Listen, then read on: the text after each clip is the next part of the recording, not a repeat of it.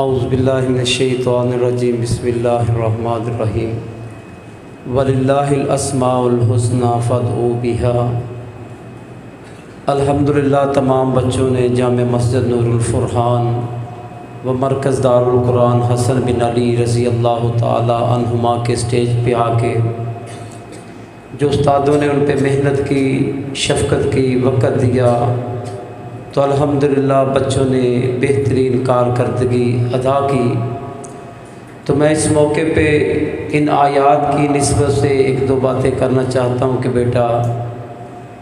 آپ نے جس رکوع کی تلاوت کی ہے اس میں کثرت سے اللہ تبارک و تعالیٰ کے نام ہیں،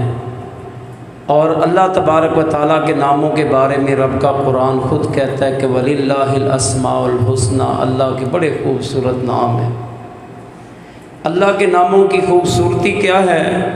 پیارے پیغمبر جناب محمد رسول اللہ صلی اللہ علیہ وسلم نے فرمایا اللہ کے ایک کم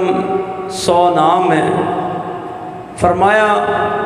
جو بندہ عقیدت کے ساتھ، محبت کے ساتھ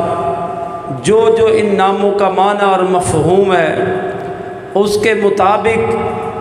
ان ناموں کو یاد کر لے گا، اس کے دل میں یہ نام سج جائیں، اس کی زبان پہ ان ناموں کی تلاوت آ جائے، اور اس بندے کی سوچوں میں ان ناموں کا احترام آ جائے، تو پیارے پیغمبر نے فرمایا کہ اللہ تبارک و تعالیٰ ایسے بندے کو اپنی جنت کا داخلہ عطا فرما دیتے ہیں۔ اور دوسرے نمبر پر پیارے پیغمبر کا فرمان ہے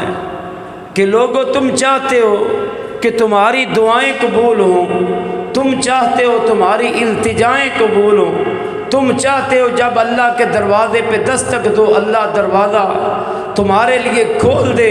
تم چاہتے ہو کہ اللہ کی طرف ہم جب بھی بات کوئی کریں اللہ ہماری بات کو سن کے جواب دے، قبول کرے، تو فرمایا جو بندہ اپنی دعا کے اندر اللہ کے ناموں کا واسطہ دے کے کہتا ہے اللہ میں تجھے تیری رحیم ہونے کا واسطہ دے کے کہتا ہوں،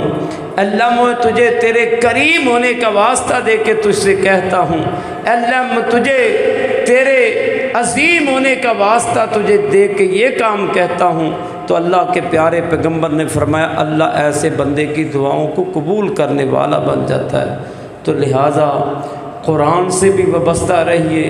اور اللہ تبارک و تعالیٰ کے ان مبارک اور پاکیزہ ناموں کا بھی حیا کیجیے۔ انشاءاللہ الرحمن اللہ بہت جلد آپ کو عزتیں بھی دے گا، اللہ آپ کو وقار بھی دے گا،